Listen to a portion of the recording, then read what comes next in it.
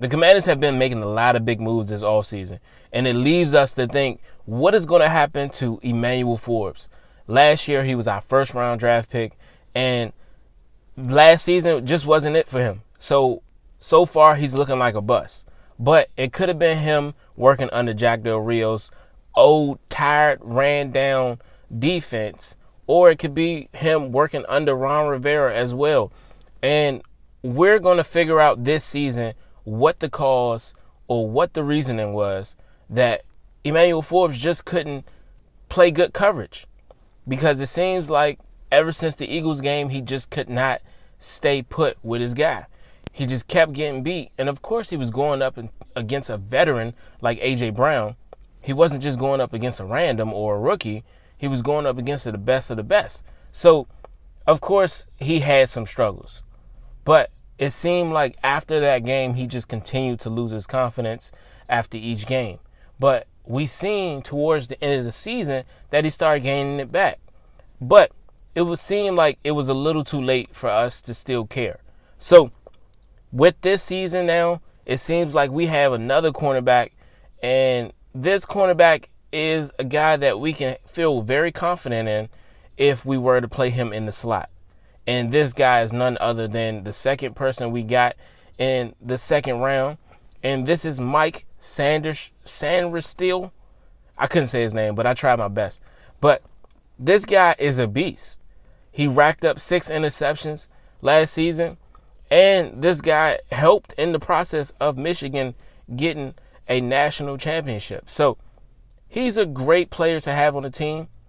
And he said it himself that he works best in the slot. And he said he would like for Dan Quinn to place him in that slot position because he knows he performs well. And of course, they're going to say the good things like, okay, I could do better here or I can do good here. But he said it himself. He performs best in the slot. So I feel like just because of how dynamic he is, seeing that he used to be a wide receiver and he only played cornerback for a few years and he's new to it, he has so much to learn, and I feel like he's going to be a starter if we need him. If that's the type of defense we go in, and not the defense where we rely solely on 3 linebackers. And I think that's what we're doing. I think we're going to end up having 3 linebackers out there most of the time. But if we ever go into the slot formation where we have another cornerback in the slot and then 2 cornerbacks on the outside, I think he is going to be that A1 day one. Like, he's going to be that go-to guy when we do that. But if we don't, I don't see him starting. Right now I see on the depth chart that Emmanuel Forbes and Benjamin St-Juste are there, and that might just be because they've been there prior. So they might be trying to, just honor them in this moment, just, actually give them credit for just being there. Because, how would you feel if somebody came in and just kicked you out of your spot? Or the spot that you never really had? But I just feel as though Emmanuel Forbes is a first-round draft pick, and we still want him to prove himself, and we still want to see more out of him. So I think that's why on the depth chart, they're still in front of the other guys. And, of course, we've seen how Benjamin St-Juste has gone up over the years. But, it's still a lot more we need to see from him. And right now, I feel as though he could be the slot, because he used to play the slot and he did well in it. But I think he might want to be done with the slot. I think that's one of those things that he just was interested in just because he wanted to start somewhere. So last season, I think we were a different type of team. We know we didn't focus too much on the middle linebackers. We only had 2 out there at times, and we had a drop-down safety. So a drop-down safety, or we had a slot corner. So most times we knew we didn't rely on 3 middle linebackers out there at one time. So this year is going to be very different, and you see that we got big guys out there like Jamie Davis, Frankie Louvu, and then we also got Bobby Wagner, who are going to be the face of this defense. and they're going to be at the center of this defense. And I think that's going to really, honestly, in my opinion, I think we got some heavy hitters in our middle linebackers. And I think by us having Frankie Louvu and Bobby Wagner out there is really going to make Jamin Davis look even better.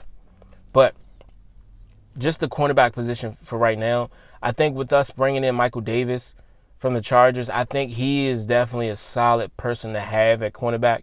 And for us to also have Benjamin St-Juste, who has proven that if he can stay healthy, he can continue to produce for us. And, of course, the system that we were in before, I felt like that may have been some of the problem. So Dan Quinn is that guy, and I think he can take our defense to a whole nother level. I don't think it's just by fluke that everywhere he goes, he just continues to have a great, successful defense. I think he knows how to build it up, and I think he knows how to have those players there and how to make that position competitive and actually mean it. You know, seeing last year, we had the quarterback position really competitive, and we didn't really mean it because I'm sure Jacoby Brissett outplayed Sam Howell a lot last season. And I'm not just talking about the end of the season. I'm talking about the beginning. I'm talking about before the season even started. And they still went with Sam Howell because they wanted him to be that starter. They wanted him to be our franchise quarterback. So I think that's one of those things that we lacked on last season, which was putting the best guy forward. And, of course, we all were rooting for Sam Howell. But as time went on, we understood that it just wasn't working.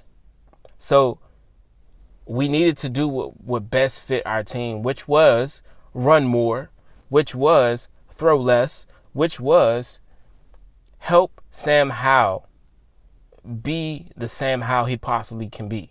Like, he doesn't have to be Patrick Mahomes in his first year. He doesn't need to throw for 5,000 yards. He needed some help.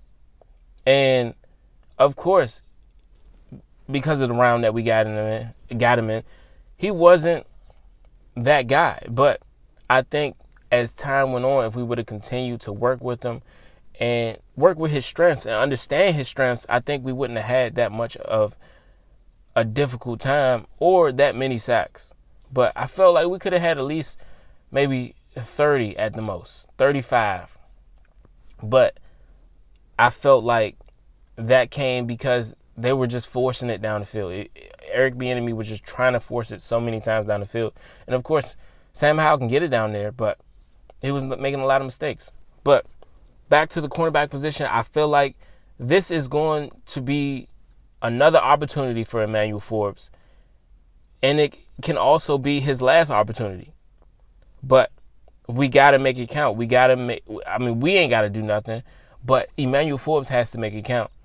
He got to go out there and really prove himself. And it looks like by him having more veterans in the cornerback position in the locker room, like Noah Igbenogany, I don't know if he's still there. I didn't see anything that said he got cut, but seen a few guys got cut.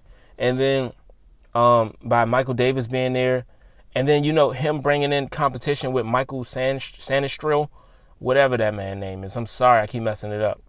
But by him being there, it's really going to compete for a spot. I think he's runner-up. And I think a lot of people underestimate Quan Martin. I don't even know why we're not even talking about him. And some people have been feeling like it's no more room on the roster for Quan Martin, when we were saying he was great at the end of the season. We were saying he did better than Emmanuel Forbes with the little bit of time that he had playing. And I think Emmanuel Forbes, it's hard to live up to that first-round draft pick. It's very hard.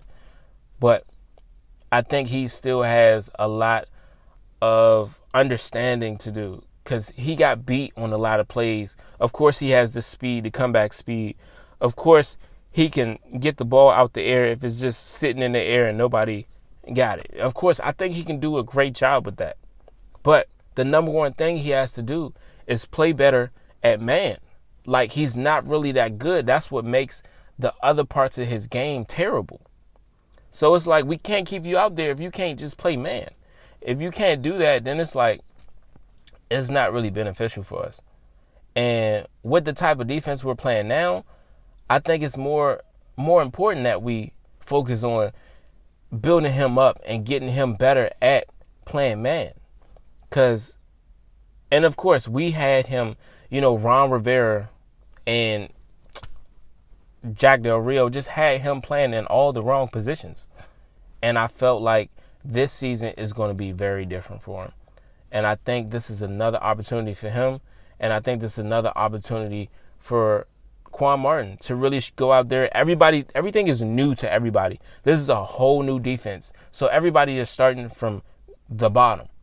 And everybody is being looked at as if they're new. But we're still giving honor to Emmanuel Forbes and giving honor to Benjamin St. Juste because they've been there in this system. Not this system, but in this organization for a while. So I'm excited to see where this goes. And I can't wait for practice on Friday. It starts. And, man, I can't wait to figure out what number Jayden Daniels is going to wear. And I think it's 5. But at the end of the day, I really don't care. They're not paying me, so it don't matter what he wear. He can wear 92 if you want. 97, 98, I don't care what it is. But I just want to see him go out there and allow us to really flourish and make it to the playoffs. Of course, if it's not this year, it's going to happen. And I think so we can do it with him. And thank y'all for making it this far in the video. And I appreciate everybody who helped me make it to 1,000 subscribers. And I'm out.